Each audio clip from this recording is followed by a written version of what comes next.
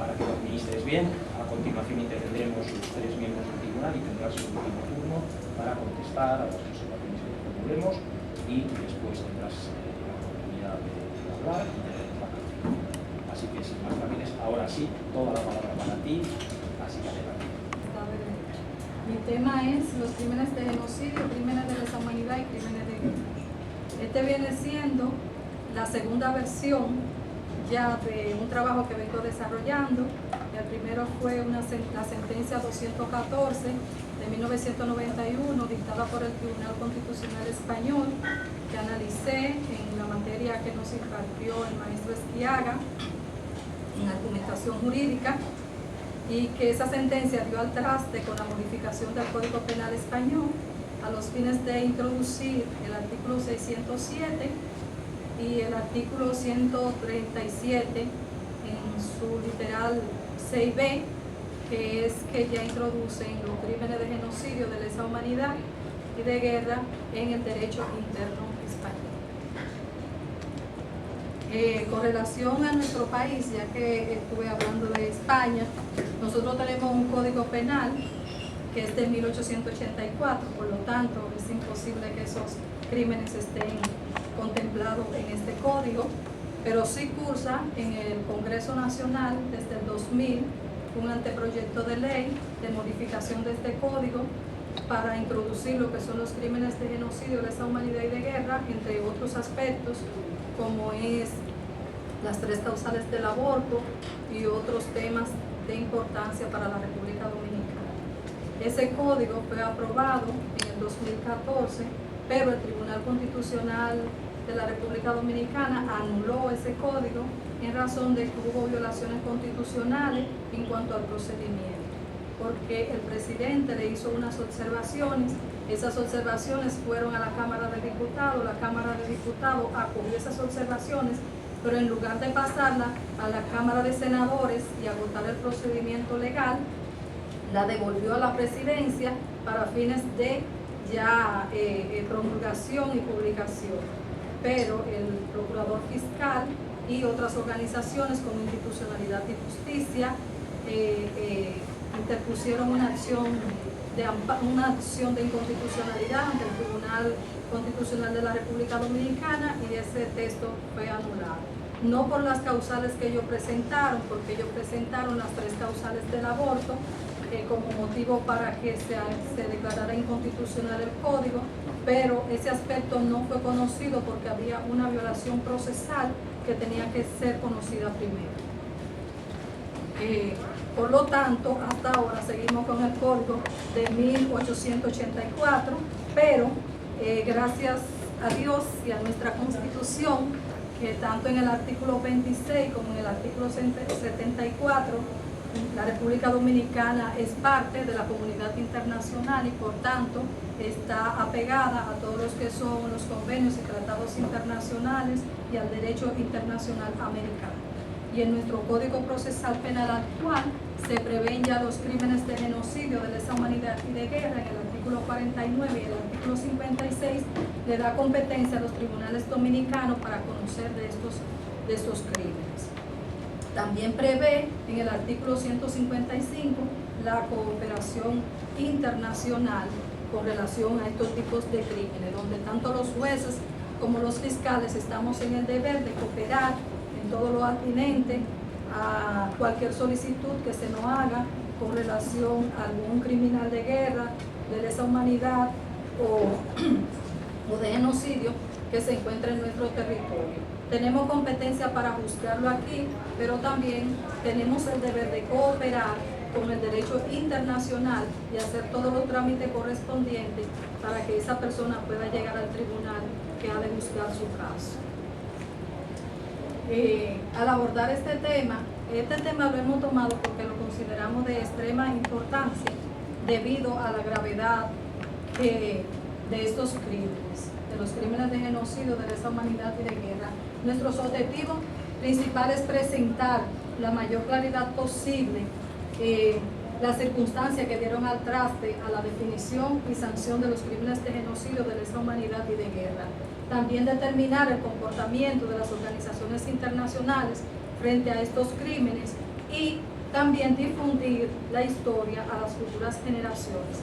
Y un punto que considero muy importante también es demostrar que no solo los países del eje europeo cometieron crímenes de guerra de lesa humanidad y contra la paz, sino que también una de las potencias aliadas cometió estos mismos crímenes al hacer uso de una arma química de destrucción masiva contra un país que le había manifestado en 2 ocasiones su deseo de rendirse sin condiciones y estaba tratando de negociar un acuerdo de paz a toda costa, que todos sabemos que se trata de Japón y de la bomba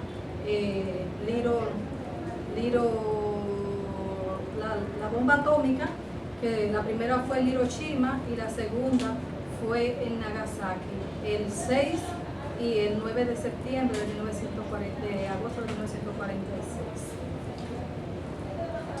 Incluso el emperador Hirohito estaba tan desesperado por llegar a un acuerdo de paz que envió a su propio hijo a tener una reunión tanto con el presidente Stalin como con el presidente de los Estados Unidos, en ese entonces, Delano Roosevelt, para negociar ese acuerdo de paz, y ellos ignoraron totalmente esa petición.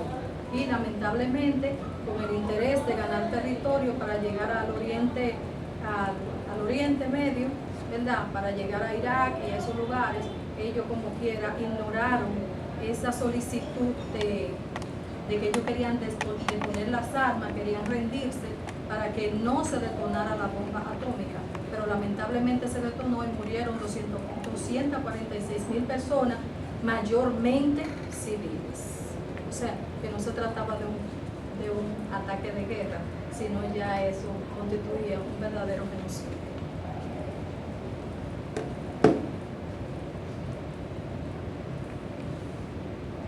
Fueron muy golpeados.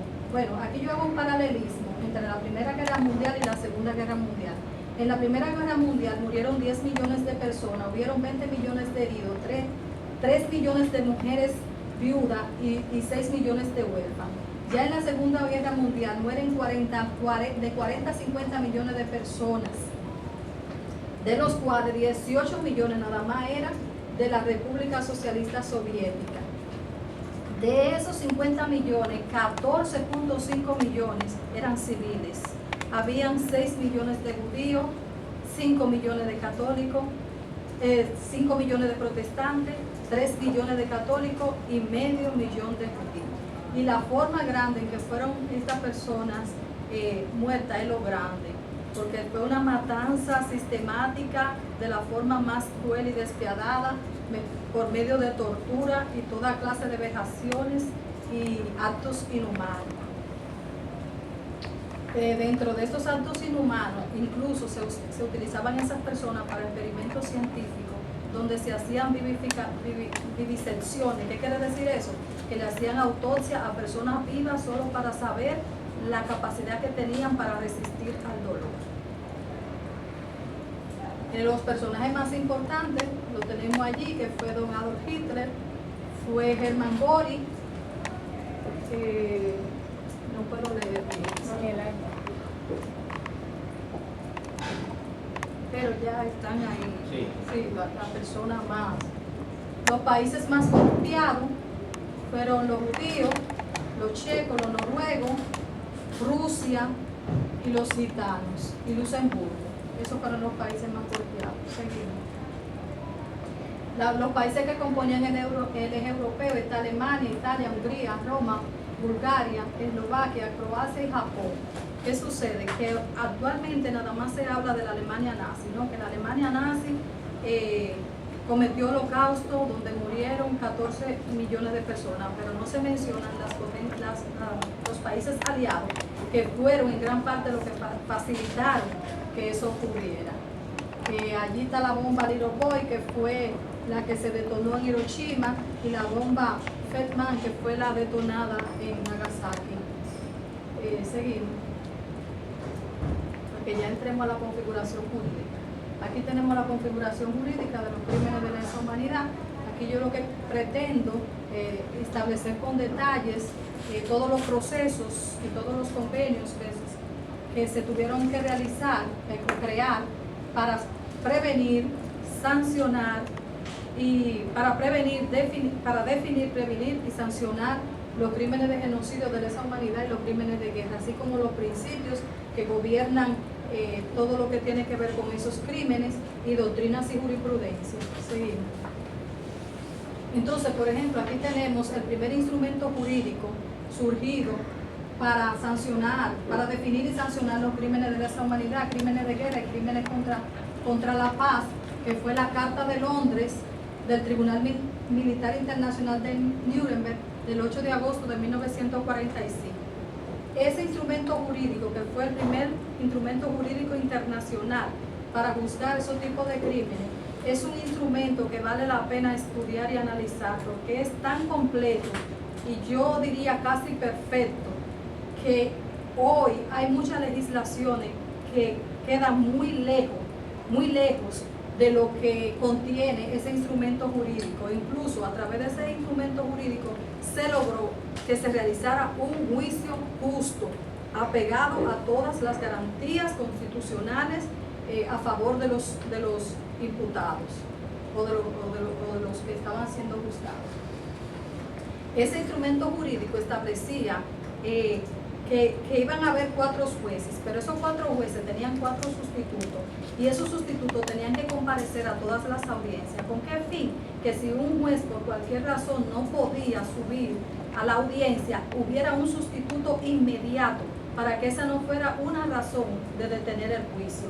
Pero también se prohibía que se recusaran a los jueces, ni la defensa, ni el Ministerio Público, pero tampoco la acusación, con el fin de que los juicios no se detuvieran, sino que se hicieran un juicio rápido y apegado a las garantías procesales y al procedimiento ya previamente establecido.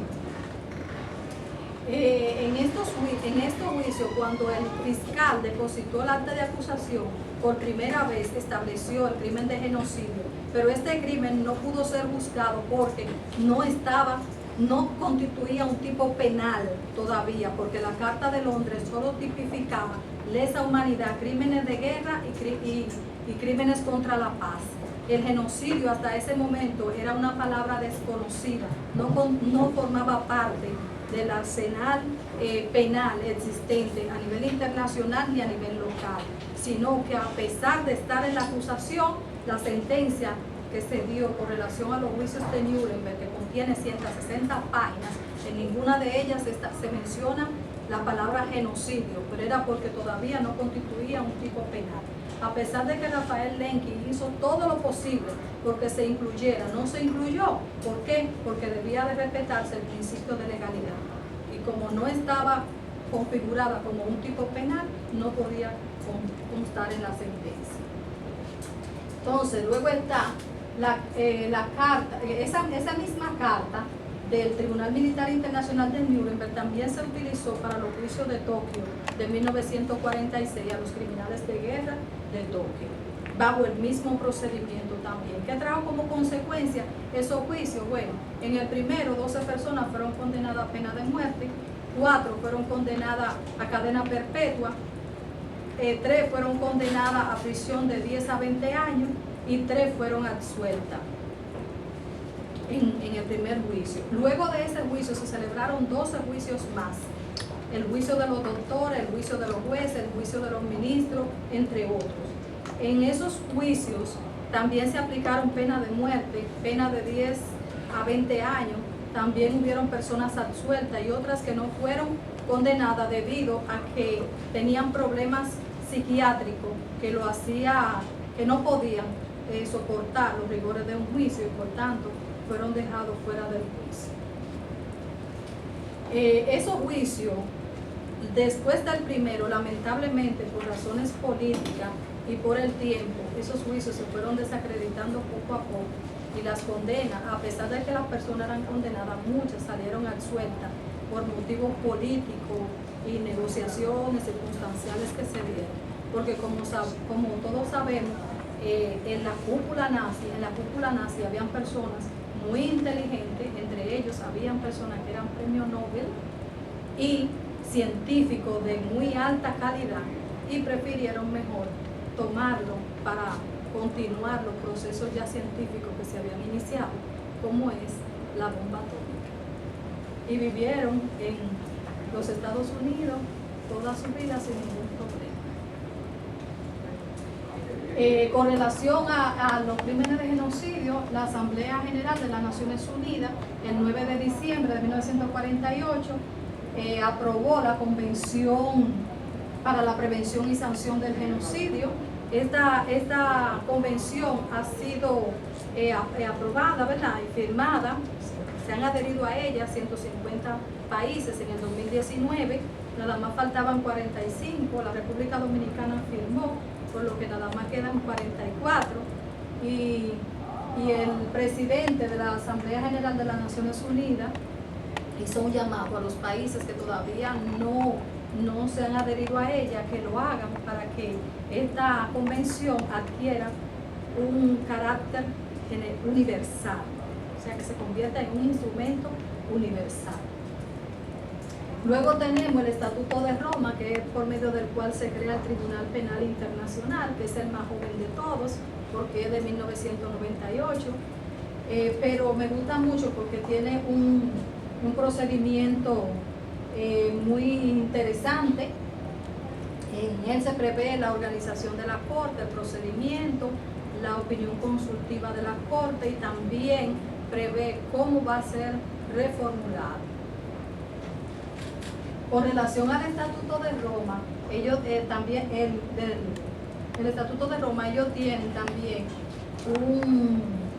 un protocolo de prueba,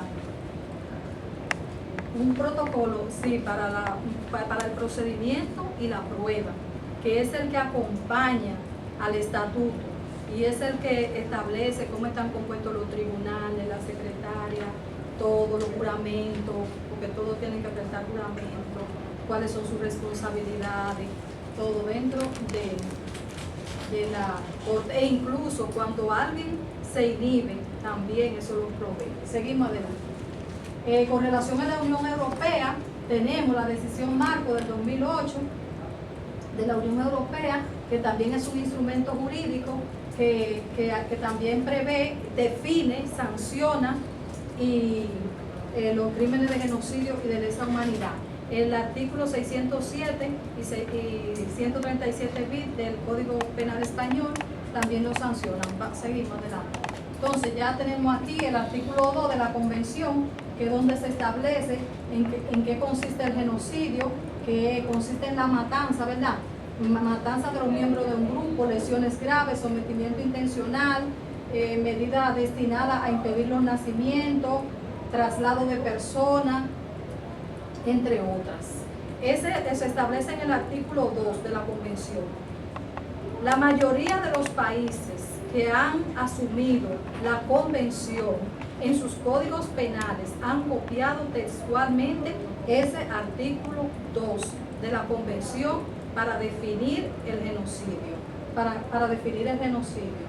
Entre ellos, en todos los continentes, por ejemplo, en Asia, tenemos varios países, en América, en Europa está España, está Francia,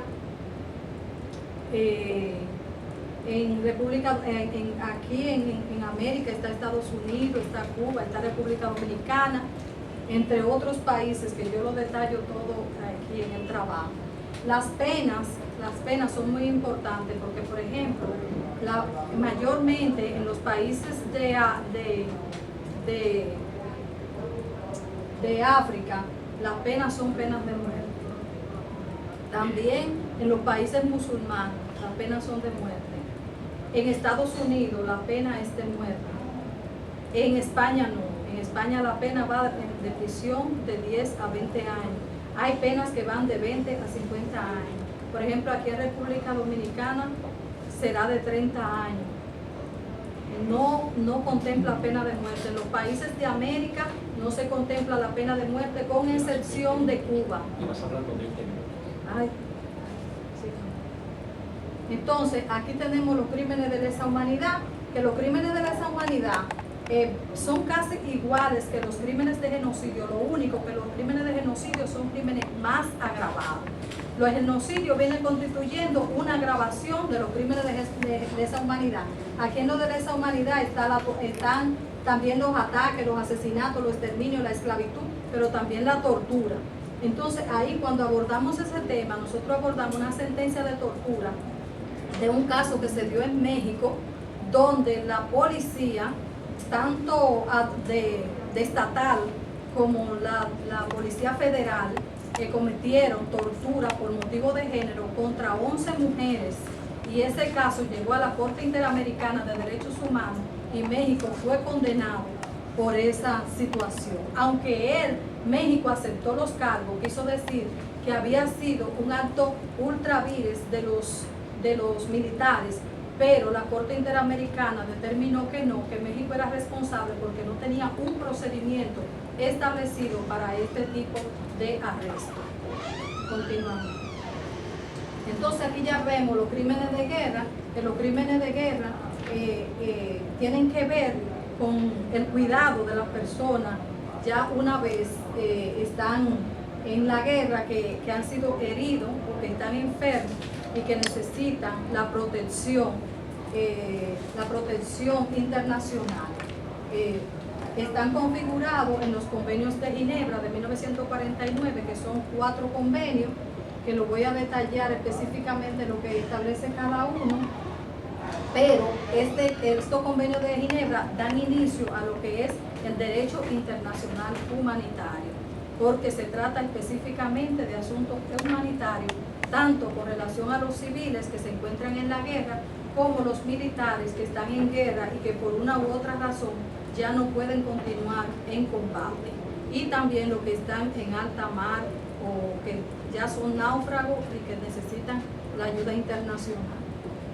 Aparte de estos 4 convenios de Ginebra, que el primero vela por la protección de los heridos y los enfermos, el segundo protege a los heridos y enfermos náufragos, el tercero establece la norma de protección, el cuarto vela por la protección debida a las personas civiles, y tiene 3 protocolos. Con estos 3 protocolos lo que se establece son los emblemas que como que identifican el derecho internacional humanitario, como es la Cruz Roja, el León Rojo, el Cristal Rojo, el Ojo Rojo y la Media Luna Roja, que son emblemas propios de los convenios de Ginebra. ¿Para qué? Para la ayuda en cuanto a las personas que están en necesidad, y así se pone en funcionamiento el derecho internacional humanitario. Seguimos. Los principios generales que gobiernan los crímenes de genocidio, de lesa humanidad y de guerra son el principio universal o de extraterritorialidad, que eso significa que no importa el lugar donde se cometan estos crímenes, ni el lugar donde sea capturada la persona, todos los países tienen competencia para conocer, juzgar y sancionar estos crímenes en virtud del derecho internacional, del derecho penal internacional. También tenemos el principio de imprescriptibilidad, y esto significa que estos crímenes, no importa el tiempo que haya transcurrido de su comisión, en el momento en que sean capturados, en el lugar del mundo que sea, deben ser sancionados, deben ser juzgados y sancionados, porque en estos tipos de crímenes la impunidad es inaceptable. El derecho internacional público ha establecido todos los controles para que no haya impunidad. Con relación al principio de cooperación internacional, es que todos los estados están comprometidos con el derecho internacional de brindar toda la asistencia debida y toda la cooperación para que ningún criminal de guerra esté en el lugar del mundo que sea, quede sin sanción, y que se le provean todas las herramientas necesarias y todos los medios necesarios para, sea que se busque en el país donde está, o sea para que sea extraditado, tanto sea al país donde cometió los crímenes o a cualquier otro país requiriente que entienda que sea el competente para juzgar estos crímenes. Las penas que se aplican, como le decía, van desde la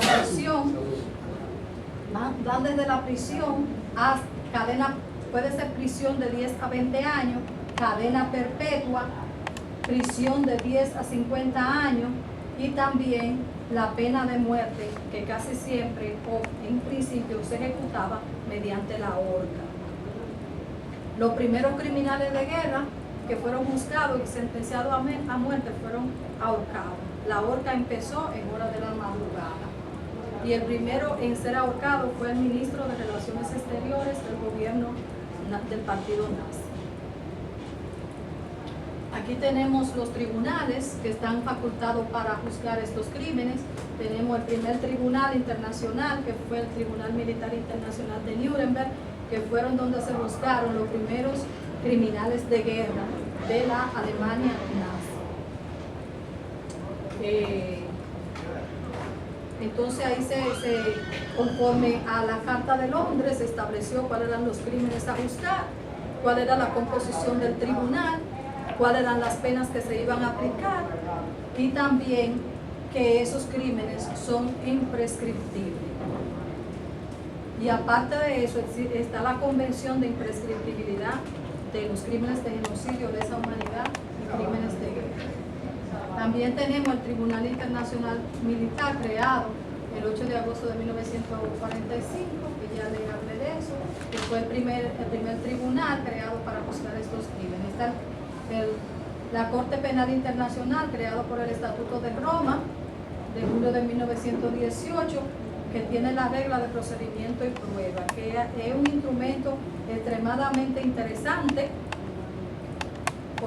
porque también tenemos la Corte Internacional de Justicia, que es un órgano de las Naciones Unidas que juzga estos crímenes también, pero también tiene una gran importancia esta Corte Internacional de Justicia, y es que es un órgano de las Naciones Unidas y ellos tienen la facultad, conforme al capítulo 7 de la Carta de las Naciones Unidas, de intervenir los territorios donde hay conflictos armados y donde hay posibilidad de que se cometa genocidio, crímenes de guerra o crímenes de lesa humanidad, con el objetivo de prevenir o de detener cualquier tipo de estos crímenes que se estén dando. Y como último tenemos la Corte Interamericana de Derechos Humanos, que está regida por la Convención Americana de Derechos Humanos. Fue creada el 3 de septiembre de 1978 en San José, Costa Rica. Entonces ya tenemos aquí las conclusiones, las cuales me voy a permitir leerlas para que sean más... Las tenemos leídas, destaca, tienes 2 minutos para destacar las 2 conclusiones que te parezcan más relevantes. Ok, las 2 conclusiones que me parecen más relevantes están al final, la 8 y la 9. Entonces, ya hemos hablado de varios instrumentos jurídicos importantes que se han establecido para sancionar, para prevenir, definir y sancionar los crímenes de genocidio, de lesa humanidad, de guerra y contra la paz. Pero yo entiendo que hacen falta otro instrumento jurídico. ¿Por qué? Porque hasta ahora las Naciones Unidas es la que está facultada para intervenir en casos de conflictos armados, en casos donde en los países o en los estados donde se esté cometiendo estos tipos de crímenes. Pero lo que ha ocurrido en la actualidad es que muchas veces la intervención de las Naciones Unidas hace más daño que bien. ¿Por qué? Porque se cometen muchas violaciones a derechos humanos en contra de los nacionales y muchas veces también el Estado pierde toda su soberanía. Entonces, no hay un instrumento jurídico que establezca un procedimiento bien claro, donde se establezcan los límites de hasta dónde puede llegar la intervención de las Naciones Unidas en esos estados donde hay este tipo de problemas, donde se estén cometiendo estos tipos de crímenes, y por eso se dan muchas violaciones de derechos humanos y los estados prácticamente se quedan acéfalos de su soberanía. Otro también entiendo que se podría dar que no solamente las organizaciones internacionales sean las que intervengan en casos de que se dé la alarma de que hay ataques de genocidio, lesa humanidad y de guerra en contra de nacionales de un estado cualquiera, sino que el estado más próximo al enterarse de lo que está sucediendo en ese estado pueda intervenir puede intervenir o ir en auxilio para detener estos ataques, siempre y cuando respete lo que es la soberanía de ese Estado y trabaje en combinación con las autoridades de ese Estado y mantenga el orden hasta tanto los organismos internacionales vengan y tomen posesión para la solución de los problemas. ¿Por qué le digo eso? Por ejemplo, ahora mismo nosotros tenemos un problema muy grande con Haití, donde hay situaciones muy graves en Haití y donde lo más seguro es que se están cometiendo genocidios y crímenes de lesa humanidad en ese lugar. Pero lamentablemente las organizaciones internacionales no han tomado carta en el asunto, pero tampoco la República Dominicana puede intervenir porque no tenemos un instrumento jurídico que nos dé la legalidad, pero también que nos dé la pauta y nos establezca el procedimiento que debemos seguir para nosotros intervenir y tratar de evitar que esos crímenes se sigan produciendo en la vecina nación de Haití, que está prácticamente a kilómetros de nosotros. Tenemos la mano atada, no podemos hacer nada. ¿Por qué? Porque no tenemos un instrumento jurídico que nos dé la legalidad, pero tampoco que nos establezca el procedimiento a seguir para nosotros ir en auxilio de ello, intervenir hasta tanto que las organizaciones internacionales lo hagan. Entonces, como último, el mundo necesita a cada uno de sus ciudadanos para la subsistencia misma de la raza humana. No podemos ser indiferentes y actuar como si no somos parte de él. Trabajar por la paz y la estabilidad internacional es un compromiso de todos, el cual debemos asumir con diligencia, responsabilidad y sacrificio. Si nosotros hubiésemos tenido un instrumento jurídico que nos lo permitiera y hubieran reglas claras, ya nosotros hubiésemos actuado en favor de Haití, y lo más probable es que la situación se hubiese, aunque no se hubiese terminado, pero estuviera controlada hasta tanto los organismos internacionales intervinieran. Tenemos la mano atada y la mano que está, nada más nos queda sentir un gran pesar por ello, orar, pedir al Señor que los ayude y estar con las manos abiertas para el momento en que se nos requiera, nosotros poder ir en auxilio de ellos. Muchas gracias. Muchas gracias. Profesor Juan Velázquez. Gracias, profesor Estiaga. Contado sobradamente con los procedimientos de esta asignatura de trabajo de propuesta. Yo, por apoyar, por aportar en lo que pudiera servir en el desarrollo posterior de la tesis o decir los ríos de vida. Yo creo que aquí hay una labor ingente, súper sobresaliente de acotación. Creo que el director ahí tendrá muchísimo que ver, porque este tema está súper bien acotado desde mi punto de vista. Es decir, por eso escribir en 2023 o 2022, cuando estuvieras, de crímenes de genocidio, crímenes de lesa humanidad y crímenes de guerra, y conseguir acotarlo, organizarlo y que no rompa por las posturas el tema, me parece un mérito enorme. De la acción de alumna director, perdón, o sea que ahí sería incapaz de ir por ese escribir un tema como este. Se aprecia la pasión, se aprecia el interés, se aprecia el sincero compromiso con el tema. Dicho esto, a mí ¿cómo decirlo? O sea, has hablado evidentemente de diferenciar perfectamente crímenes de genocidio, de lesa humanidad, de guerra, su génesis, el tema histórico, que es muy bonito de contar y tal. Y luego llegamos aquí y yo pensaba que a lo mejor, pues igual de cara a una tesis, a lo mejor estás pensando en eso, ¿no? En encajar ese tema y eso es un vale, eso sería como una introducción y todo tal, ¿no? Claro, entiendo. Y no obstante también, pues quizás... Aquí yo menciono algo. Sí, algo sí, pero bueno, en la introducción la defensa ha tenido el minuto final de 30 minutos largos de exposición y en el trabajo mucho menos, ¿no? De lo que es hablar de Hitler, hablar de los generales de Hitler, hablar de Hirohito y tal, pues hay una diferencia. Pero bueno, entiendo que debe ser así.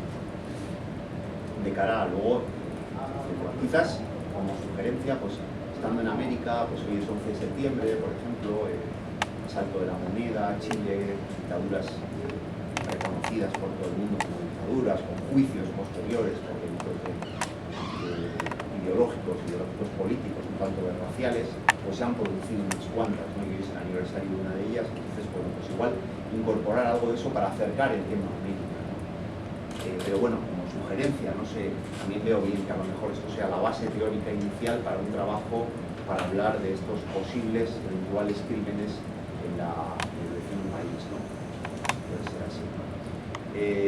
Es verdad que también al hablar de la labor de Naciones Unidas o el brazo militar, los brazos azules de Naciones Unidas, pues está todo el tema de Bosnia.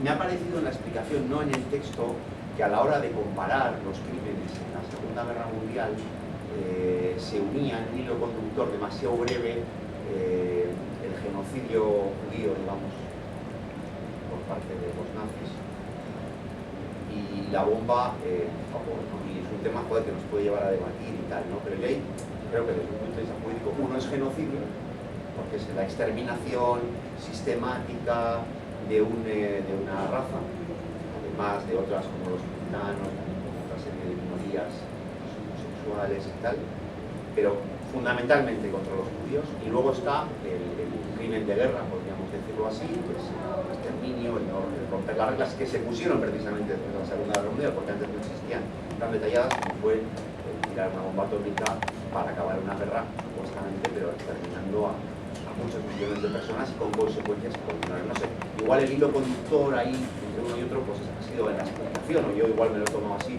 muy breve, ¿no? Muy de no diferenciar una de otras. Pero bueno, por lo demás te felicito, tema dificilísimo, tema sobre el que he escrito un montón, perfectamente acotado, y nada, supongo que la carrera de la tesis con ese especie de secuela que nos has anunciado, pues estará alta. La doctora Goizueta. Vale, pues gracias. Yo también me uno a las felicitaciones que nos transmitió el profesor Velázquez, y yo también, bueno, lo que detectaba era esto, después de oírte también, cómo tu trabajo es el reflejo no solo de un interés académico, sino de un compromiso, Juan me decía, de un sincero compromiso, y es así, y esto es lo que he visto yo en el trabajo. El trabajo cumple los requisitos desde el punto de vista tanto de forma como de fondo de un trabajo de estas características, que es un trabajo fin de máster, entonces ya te avanzo mi valoración positiva. Pero como es un trabajo académico, yo también hubiera agradecido quizás un mejor control del tiempo en lo que es en la exposición, porque partimos de que contamos con el trabajo. Dicho esto, quiero resaltar algunos aspectos positivos del trabajo, y luego también, bueno, pues si te sirven de cara en el futuro, si decides seguir investigando en esta línea algunos aspectos para reflexionar sin más.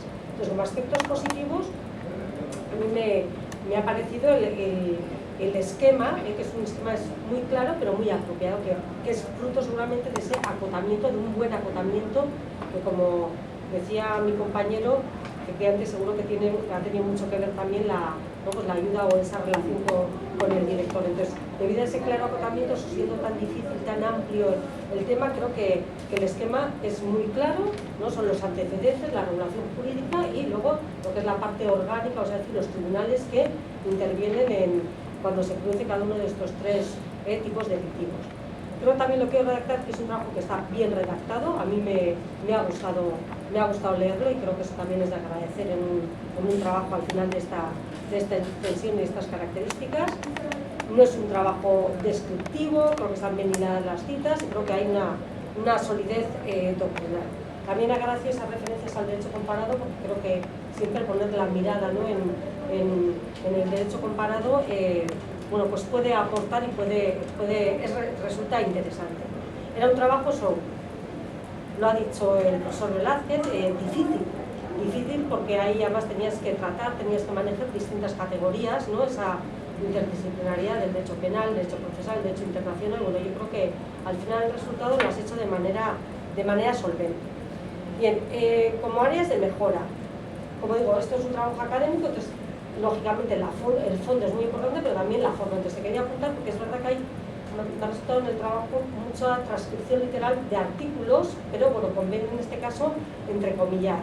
Y en segundo lugar también otro aspecto yo hubiera agradecido al principio, eso por la dificultad que existe, por lo menos para quien no ha tratado el tema más que desde tener una aproximación generalista, o al principio haber hecho como un acercamiento a las diferencias brevemente de los tres tipos de líquidos. Aunque luego vas analizando cada uno de estatal frente a la intervención o participación de Naciones Unidas, ¿no? En un tema más eso, que rompe con, o sea, donde se ve perfectamente esa extraterritorialidad y pues no lo tengo muy claro, lo apuntabas ahí, te lo dejo ahí pensado, te lo dejo ahí apuntado. Y solo dos reflexiones al hilo del trabajo, o como vuelvo a insistir, si decides seguir por esta vía.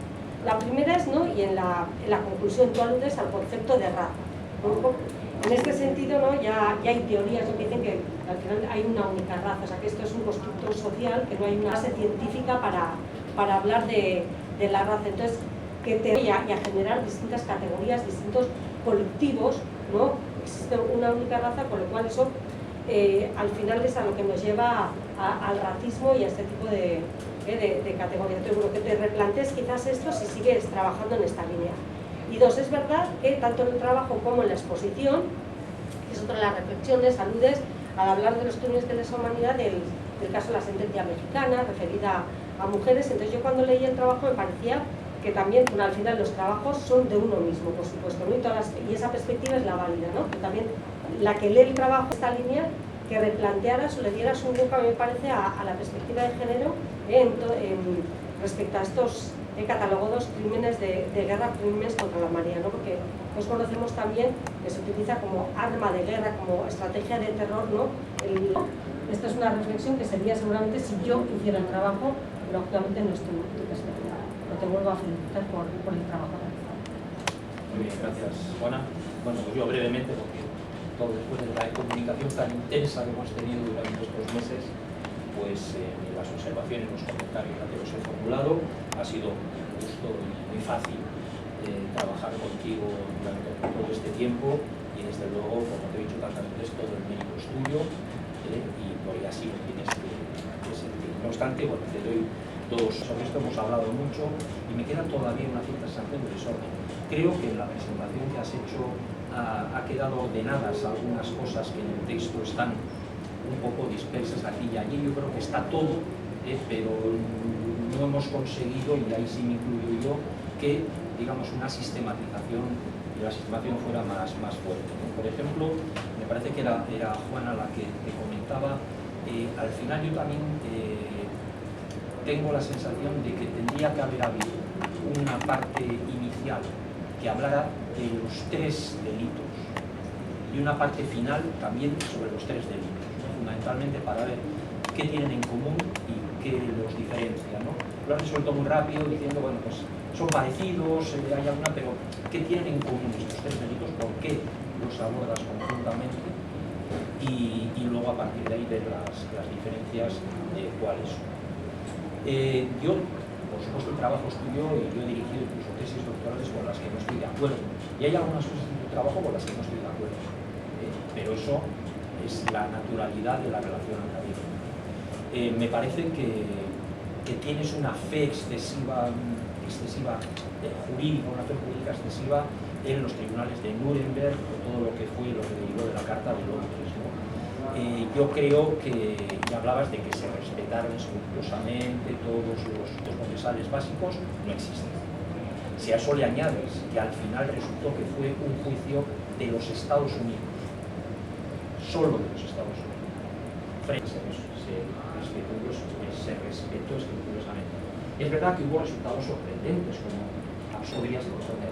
Y algo que te decía el profesor Velázquez, que también me parece muy interesante, que es aterrizar al territorio americano y aterrizar al siglo XX y al finales del siglo XX y el siglo XXI. Todavía está muy bien que expliques cómo surge todo por la Segunda Guerra Mundial, con Nuremberg, con estos juicios, ¿no? En este país en dos ocasiones y en todo Latinoamérica en muchas ocasiones. El patio trasero es lo que ha utilizado Rusia, que antes la Unión Soviética, para ocupar un montón de países. Y es lo que el propio Hitler utilizó. Interviene en República Dominicana cuando el exterminio de haitianos ordenado por Trujillo. Me hubiera parecido hubieras resuelto la situación mejor de lo que sucedió. Yo tengo mis dudas. Pero espera un poquito. Yo tengo mis dudas. Un freno frente a eso, con todos los problemas que las intervenciones que de algún modo destrozan el equilibrio planificado. Pero bueno, en todo caso, ahora sí me doy la palabra. De verdad, mis felicitaciones por el trabajo que has realizado. Creo que lo has hecho con enorme honestidad, con mucha dedicación, con mucho esfuerzo. Has aguantado mis impertinencias en ocasiones y mis maneras de hacerlo fenomenal, porque es un trabajo que está muy bueno. Así que mis felicitaciones, y si sigues confiando en mí, pues ojalá podamos seguir trabajando juntos. Y ahora sí tienes la palabra, muy brevemente, por favor, Martina, de verdad, tienes un minuto. Con relación a la conclusión que yo hablaba de la intervención del Estado más cercano, siempre, o sea, me faltó poner ahí un Estado neutral, o sea, que no sea el que esté en el conflicto, porque como si en República Dominicana se produce un genocidio de haitianos, Haití va a venir a intervenir con relación a eso. Eso es algo totalmente imposible porque eso daría lugar a una guerra.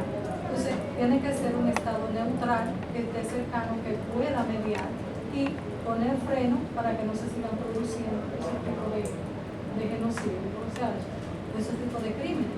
Entonces, ya para la próxima tendré que acotar que tiene que ser un Estado neutral, o sea, que no tenga nada que ver con eso. Muy bien, Martina. Gracias. Muchas gracias. Gracias. Por favor, salgan de la sala, vamos a deliberar. El máster Sociedad Democrática, Estado y Derecho, que imparte la Universidad del País Vasco, UPB, en el edificio de la Universidad Autónoma de Santo Domingo. Cuando yo estaba haciendo mi trabajo de investigación, surgió algo muy interesante, que era algo que ya yo había previsto antes, y es la poca doctrina que hay en República Dominicana con relación al tema de los crímenes de genocidio, crímenes de lesa humanidad y crímenes de guerra.